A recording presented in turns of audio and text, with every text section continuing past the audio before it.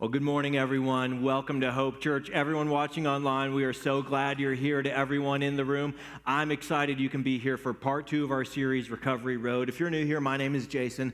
I'm the lead pastor on staff here at Hope Church, and I'm going to be, just so you know up front, I'm going to share a lot of things personally this morning. I'm going to be an open book today. The first thing you need to know about me is that our family is a minivan driving family, and I'm not ashamed of that. In fact, in Lake Country, this is the last act of rebellion available to the suburban family. You guys drive an SUV? 10-year-old minivan, right? I mean, what else can you do that's so countercultural than that? At least when Kathy's driving it, it's in a minivan. When I drive it, it's the man van. But all right, so we drive that car, we're fine. But it does have a major design flaw that has gotten us so many times. And the design flaw is that whenever a passenger, AKA one of our 3 kids, turns on a reading light in the back, it stays on, and then when you turn off the vehicle, all the interior lights come on, and then you walk away and all the lights stay on. Then after like a minute, they all turn off, except for the one that was manually turned on. That one stays on, and after this happened about 17 times when we walked out to a dead battery in the morning, we thought we should probably pay attention to this because just one light doesn't consume too much power. But when you leave it on for long enough, it will eventually drain the battery. So if the battery was pretty new, if it had a full charge, it would still crank in the morning. No big deal, better turn that light off. But if it were an older battery or a really cold Wisconsin winter morning, yeah, we walk out to a car whose reserves have been depleted. A small drain, given enough time, will deplete the charge. Now, what's true of our minivan is true of our inner lives as human beings. As human beings, we have remarkable levels of reserves in our emotional, spiritual, mental lives. And those are there because in life, we face adversity, we face hardship, we have to rally, come back, bounce back, and that's why God made us with the ability to carry reserves. Because normal everyday life, we experience loss, pain, heartbreak, grief, sadness, disappointment, and we have these reserves so that when these hit, all right, back on our feet, here we go, there's still a better future ahead, let's keep moving forward.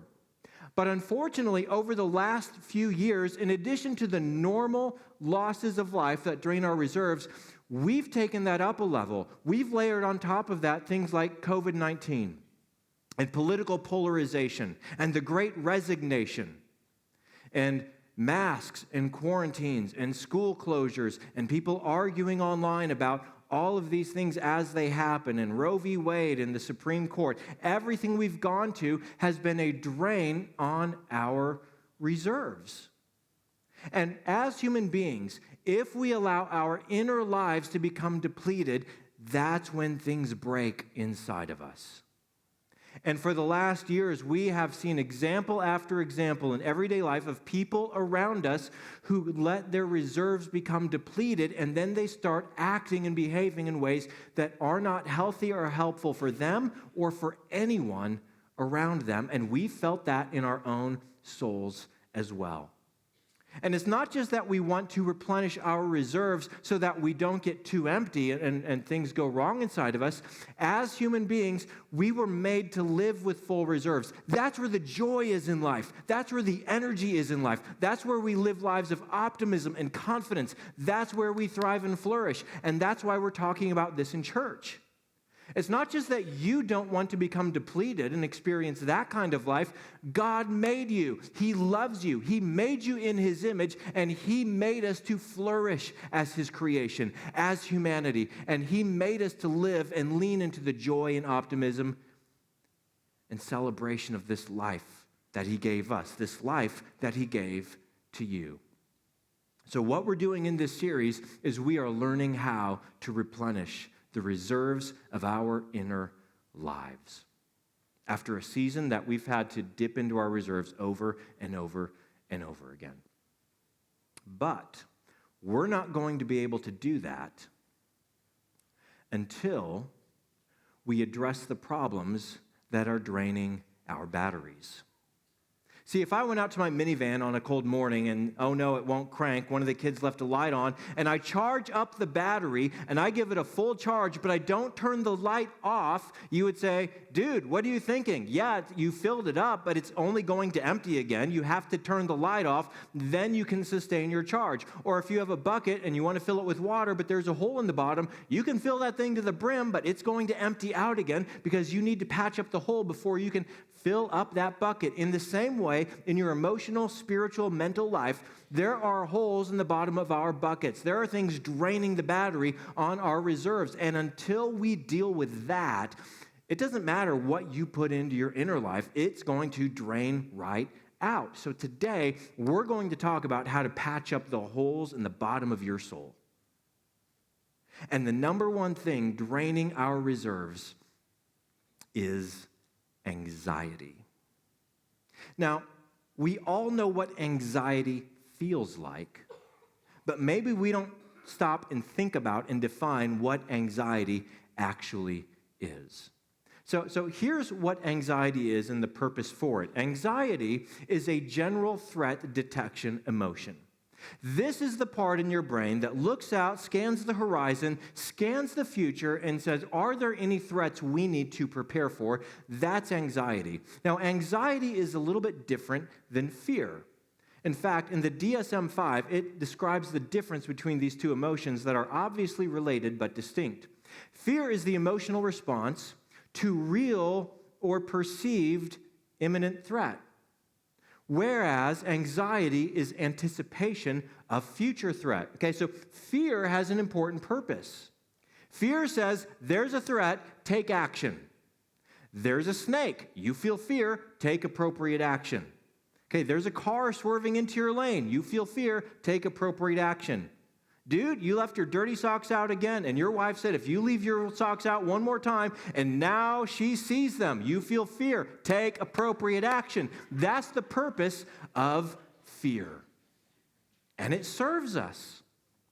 Now, there's another reason why God made us to fear, and this is what we talked about last week. Last week, we read the story of the disciples in a boat in a storm, and they felt fear. They were afraid that they were going to be drowned in this storm. So they wake up Jesus and they said, we're about to drown. Jesus calms the storm. And after the threat of which they were afraid subsided, we're told they became even more afraid, this time of Jesus, not of the storm. Because the storm was more powerful than they were, but Jesus was more powerful than the storm, and he's in the boat with them. And they had no power over the storm. It was unmanageable power. But Jesus, he's even more unmanageable than the storm is. He didn't do what they wanted him to do, and they were afraid. Now, throughout the scriptures, we're told that the fear of the Lord is actually a good thing. You're supposed to fear the Lord. To which you say, how can that be a good thing? Fear tells us to take appropriate action. And in the face of God, see, we think of God as kind of our buddy. God is creator. God is all powerful. And the disciples saw that firsthand. They saw him wield his power. And God is your judge. You will stand before God on your last day, and God will judge you for the life you live. The appropriate emotion is fear. And fear says, take appropriate action. Well, what's appropriate action? The answer is to look to the cross of Jesus. Because at the cross, Jesus took his unmitigated raw power and he coupled it with his unfailing love. And he leveraged all of his power combined with his boundless love to bear our sins, to pay for our failures and our iniquities, and to bear that punishment before God so that in exchange we have his forgiveness, his grace, his acceptance, and his love. That's why Proverbs 14, the verse we looked at last week, said the fear of the Lord is the fountain of life. The fear of the Lord says take appropriate action. Appropriate action is look to the grace of Jesus, where his love and power come together. And when we see that, life flows within us. It's the fountain of life. That's where we replenish our reserves. I said last week, if you drive a car with a diesel engine, pull up to the diesel pump. If you have an electric vehicle, pull up to the charging station. But if you're a human being, we were made in the image of God, and we need God to refuel our tanks. That's fear. Now, anxiety is not about a present or imminent threat. Anxiety is a generalized emotion. It's looking into the future of what could go wrong. If you're hiking in the woods and a bear jumps out, that's fear. There's a real threat. Take action. But if you're just worried a bear could theoretically jump out, that's anxiety. There's no actual threat. There's just the concern of a threat. Now, anxiety is something I said before, we feel more than we think about. That's because it's not just something psychological that happens inside of us. Anxiety is something physiological that happens inside of us. Here's what happens when you experience anxiety. Your amygdala in your brain senses there could be danger. So it sends a signal. It sends a signal to the hypothalamus, which controls the central nervous system, and it says, danger, danger, battle stations. It says, I'll relay the signal. Through your nervous system, your body is told, release the hormones, and a cascade of hormones fills your bloodstream like adrenaline. Now, all of this happens before the message is relayed to your hippocampus, because that's the part that stores all your memory, and it can compare whatever your amygdala thinks is a potential threat with all of your experiences where you can start to assess, well, is that actually a threat or not? Too late. Your body's already flooded, and the anxiety is there. Your pulse quickens. If you're at night, and if it's at night and you feel that anxiety, you are not going back to sleep anytime soon. Your blood pressure rises. Everything in your body gets ready for action. And this is why we feel anxiety. Some of us feel it as a pit in our stomachs. Some of us feel it as a tightening in our chests. Okay, some of us feel it as tension in the shoulders or neck. Some of us experience a headache. We literally feel anxiety before we can even think about whether or not we should feel anxious. Now, anxiety isn't all bad. Like fear, it serves an important purpose, because sometimes you should be wary of threats in your environment, okay? Anxiety, when it's working properly, it's like the smoke detectors in your home.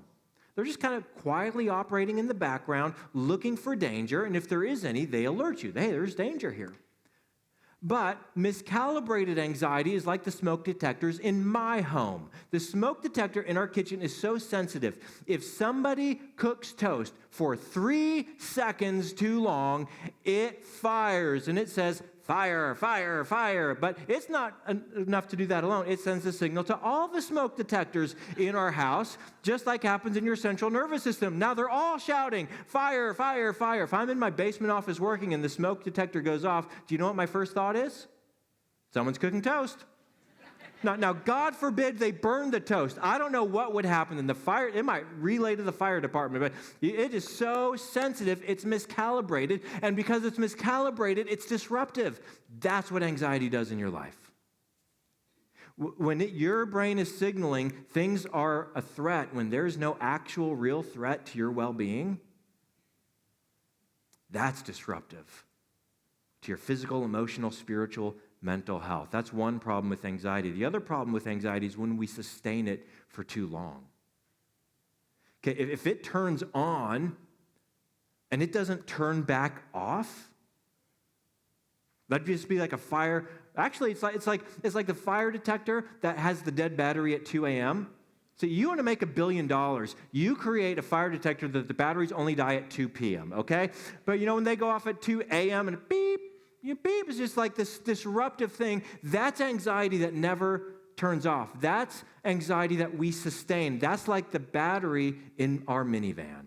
And the light's left on longer than it should be left on, and it drains the battery down. So today, we're going to learn how to turn off that light, how to plug that hole in the bucket, how to turn off anxiety so that we can begin to refuel our reserves. Now, this is something I'm going to speak about with some first-hand knowledge today. And I'm going to be a little bit vulnerable on this stage today. I think enough time has passed between the event and today to be able to share it without triggering any anxiety in you guys. So I apologize if I do. I said that the whole idea for this series came from my own life, where I just had a 5-year stretch in life where just an unusual number of challenges, adversities, setbacks, things like that, to the point where my inner life was drained. So I came to the elders of the church, the staff, said, hey, listen, I need to recoup. I need to replenish my reserves. They blessed me with 3 months off last summer to take a sabbatical. The sole goal was to replenish my tanks. So I talked about that a little bit last week. Today, I want to talk about how I had to learn this lesson firsthand and how I had to patch up the holes in my own soul that were being caused by anxiety before I could begin to refuel my own tanks. So the first symptom I felt that I talked about last week was I was feeling flat a lot of time, wasn't feeling a lot of joy, even though things were pretty good in life, wasn't feeling a lot of energy. That's how I knew my tanks were getting low. The second symptom I felt didn't hit until after my sabbatical began. And it hit me 7 days after I stepped away from Hope Church. Here's what happened.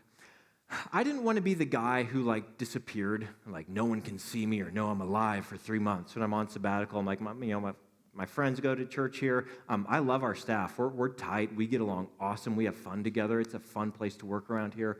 So I'm like, I don't want to be dead to the world. And so our staff had an outing planned a week after my sabbatical began. The outing was we were going to go to the new Dock Hounds Stadium and catch a baseball game. So we're going to tailgate here in our parking lot. And since it's right over there, we're going to walk over there, catch a game. And Kathy and I talked about it, and we're like, well, yeah, we like our coworkers. It'll be fun. Let's just go goof off and have fun. They'll respect the fact that I'm on sabbatical. Nobody's going to talk shop. It'll just be goofing off. I'm like, all right, let's go. So we decided to go. And I am telling you, as soon as I pulled into this parking lot, something flipped a switch in my inner life. And it wasn't just anxiety. The only word I have to describe what I felt was instant dread, which was totally weird because it's not like there was someone there that I didn't want to see or something awkward I had to confront. Just out of the blue, this dread filled my soul. And I knew right away I should not be here. 7 days earlier, I just kind of emotionally turned all this off. And now just stepping back to the physical location, something flipped. But someone saw me, so I couldn't quick turn around. So I'm like, I guess I'm in for it now. Came in, put on the pleasant face, pretended I'm fine. No, I'm good. Oh, I love sabbatical. It's really rejuvenating. Yeah. Well, on the inside, I'm just dying on the inside. So we make it through our tailgate, make it through 7 innings, and we leave. And I'm like, Kathy, something's going on right now. And I just kind of described to her what I was feeling. And this analogy came to me, and I hope you'll be patient and forgive me for this, but this was the analogy that came to me. I said, here's what I feel like. I feel like I'm Dr. Frankenstein, and I've poured my life into creating this thing, and now it's trying to kill me. Now, I didn't believe that.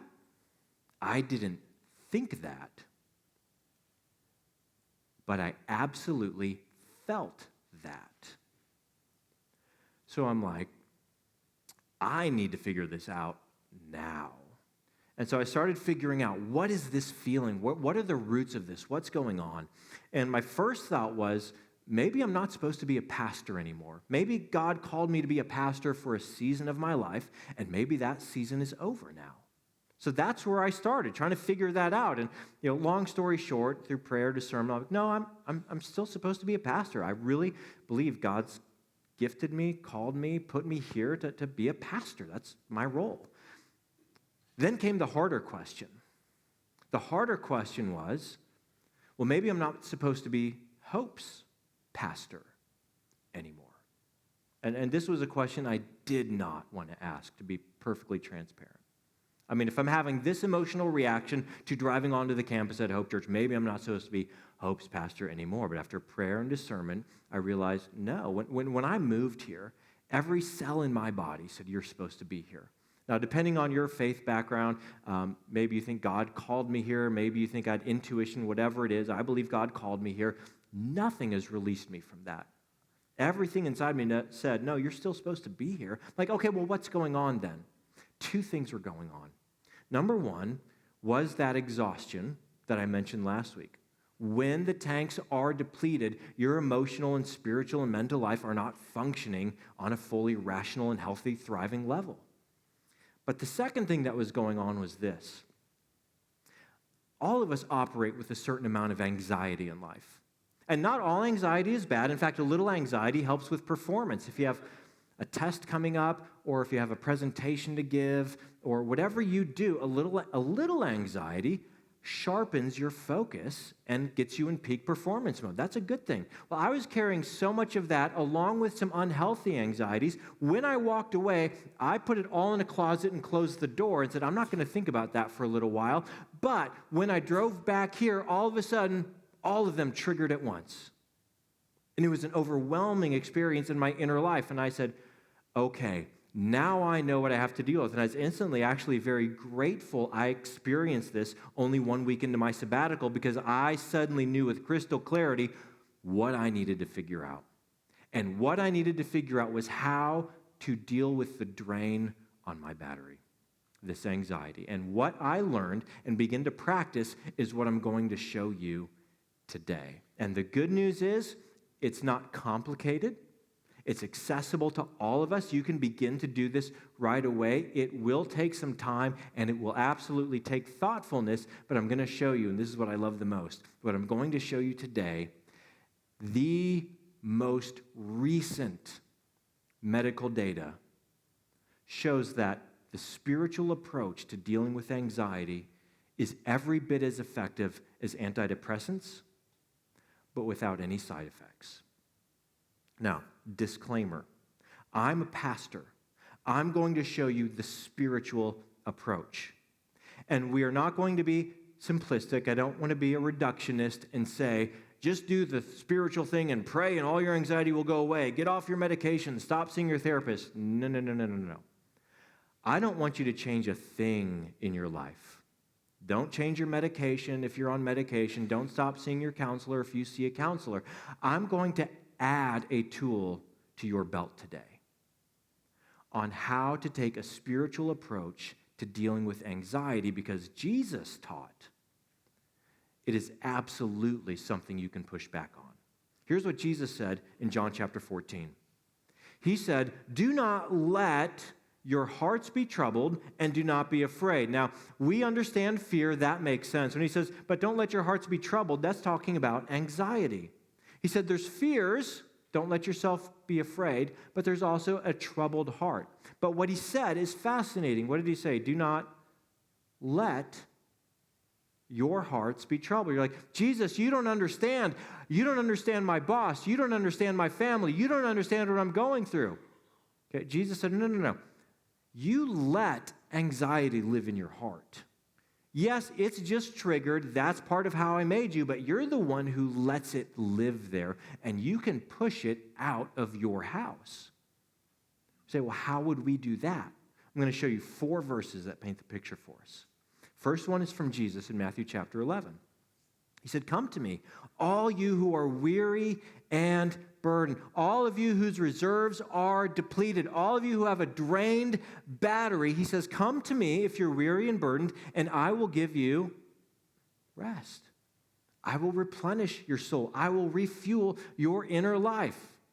Again, the diesel car goes to the diesel pump. Humans have to go to God to replenish our reserves. So he begins with an open invitation. And if you're running on surplus, if you don't have any deficit in your reserves, awesome, then you're doing great. You keep up whatever you're doing. But Jesus says, if you're weary, if you're burdened, I want you to come to me. And we say, well, what do we do then? I'm in church. What do I do with that? Here's what we do. Peter, the disciple, told us what to do when we come to Jesus when we're burdened. Cast all your anxiety on him because he cares for you. Now, I need your help. I need you to say the word highlighted in yellow. If you're watching at home, say it out loud. If you're in the room, say this out loud with me, if you will, please. Peter said, cast your anxiety. Cast your anxiety. Which anxiety are you to cast onto Jesus? Okay, here's what we do. We look at our anxiety and we think to ourselves, well, this one's trivial. I'll just carry it. And this one's dumb. I know I shouldn't be stressed out about this, so I'll just carry that one too. And it's kind of stupid and it's kind of childish. I shouldn't be stressed out and anxious about that, so I'm not going to give that one to Jesus. I'm just going to carry that one as well. And what happens is we're just turning lights on all over the place and our batteries are getting drained. Peter says, no. Whatever is making you anxious, if it triggers anxiety, any of it, cast all of it onto Jesus. Why?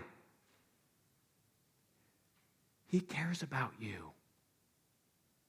He didn't simply die on a cross so you can go to heaven someday when you die. Right now, He intended for you to flourish in your inner life. So you take whatever's making you anxious and you cast it onto Him, and He absolutely wants to carry all of it, even the stupid, even the trivial, even the stuff that's your fault. He says, bring it all to me. I'm the one who wants to carry that. Now, Peter did not come up with this idea by himself. Of all the New Testament authors, he quotes the Hebrew Scriptures, the Old Testament, all over the place. He got this idea from Psalm chapter 55, which says, cast your cares on the Lord, and He will sustain you. He doesn't want you to carry that burden by yourself. He says, I want to sustain you. I want to carry you. I want to refuel and recharge your battery. Okay, so time to get practical. How do we take this idea? Jesus' invitation, come to me if you're weary, I'll give you rest. Peter's command, which he just found in the Psalms from David, cast all your anxiety, cast all your worries, cast all your cares on Him. How do we do that? To find the answer, we're going to look at our last verse today from Psalm 139. You ready? David prayed a prayer. Search me, God, and know my heart. Test me and know my anxious thoughts. This language is the language of mindfulness. This language is the language of meditation. Meditation, Christian meditation, is thinking deeply in the presence of God. And David invites God, God, my inner life is an open book to you. I want you to search me, and I want you to know my heart. See, Jesus is the one who told us, do not let your hearts be troubled. Okay, search my heart, Lord. It's an open book to you.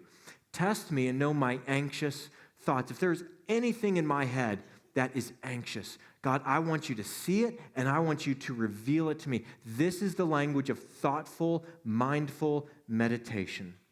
God, in your presence, I am opening my mind and my heart to you to say, search me, reveal, and show me anxiety so that I can take it and cast it onto you. I can release it to you. Now,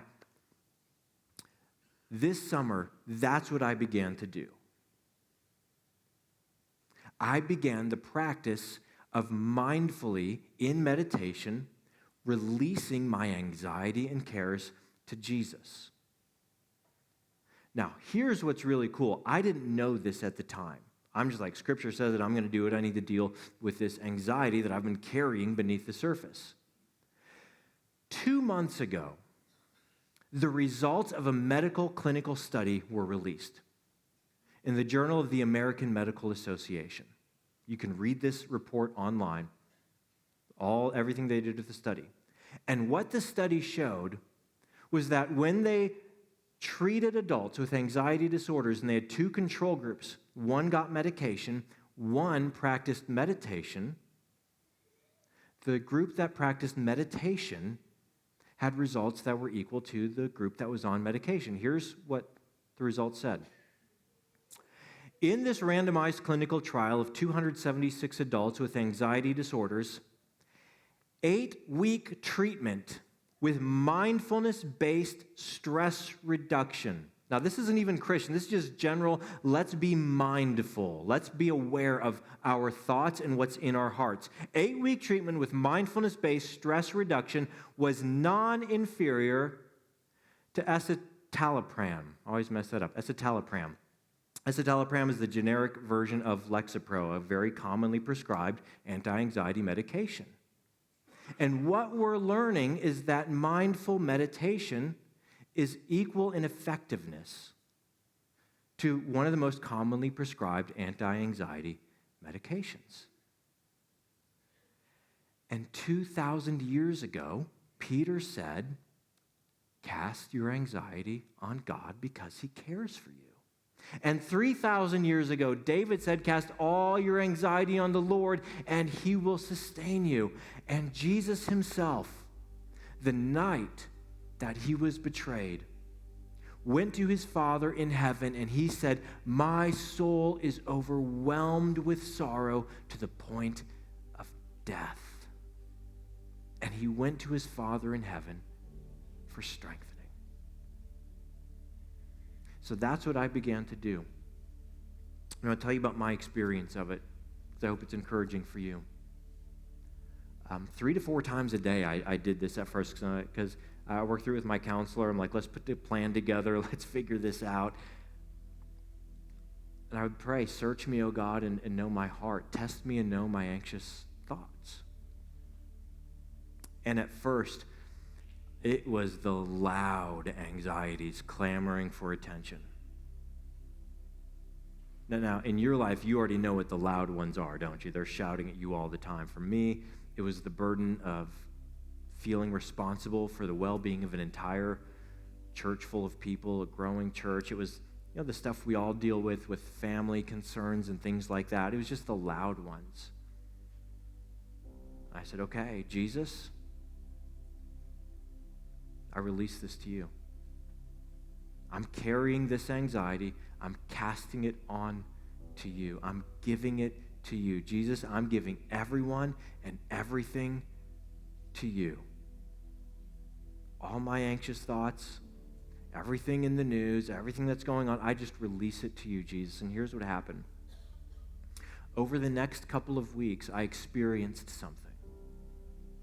Those anxieties that just 1 week into sabbatical had a grip on my inner life, I noticed at first they began to loosen, and then they broke free, and then eventually, after persisting with this habit, they dissipated. They started to float away. Except they weren't floating away. The Lord was carrying them to sustain me. And so I kept at it. After those ones were gone, I'm not really feeling anxious about any of those things anymore. Then I found there is another level beneath that and another level beneath that. They're the quieter anxieties. They're there, but they're just getting drowned out by the loud ones. Of course, these were much more personal in nature, where I have personal sin or idolatry starts to surface. Idolatry is when you love anything more than Jesus. You trust anything more than Jesus. Your life has meaning in anything more than Jesus. And when you have idolatry, by the way, when you love or trust or hope in anything more than Jesus, it will inevitably produce anxiety, because it won't love you like Jesus. It won't forgive you like Jesus. It won't carry you like Jesus. So when those began to surface, I began to release those as well. Jesus, I release this. I give this to you. And it's fascinating. When I read that study I just referenced, because it was released in November, it was about 8 weeks into this practice that my soul, for the first time in a long time, came to a place of stillness. I mean, last week we looked at how Jesus calmed the storm, and when he did, we saw that the water just instantly became calm like glass. That's what was happening in my soul. The God who quieted the storm is the God who began to quiet the anxiety in my own heart, and everything became calm and still. And that's when I noticed things that were getting poured into my inner life, they began to stay.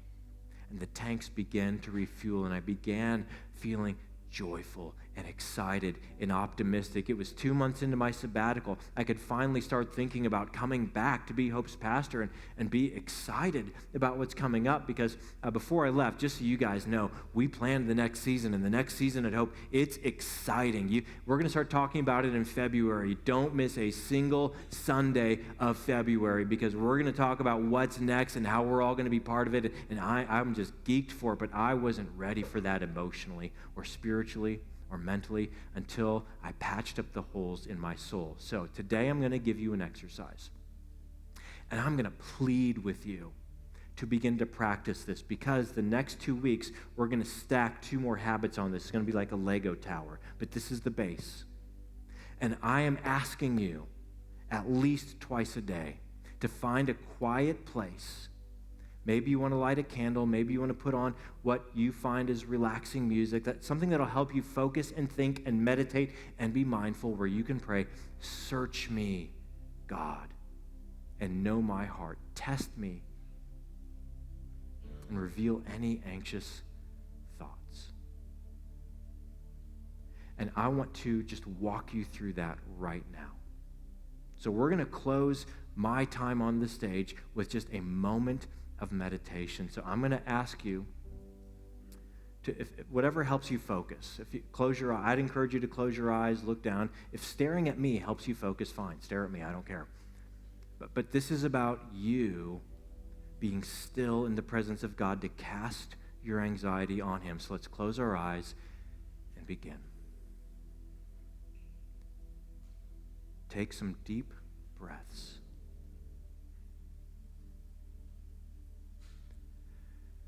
Search me, God, and know my heart.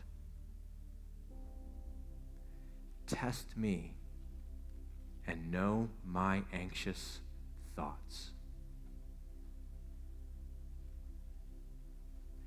Jesus, I give everyone and everything to you.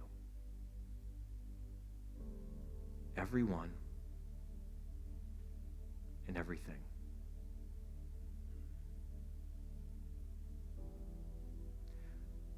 What do you need to let go of?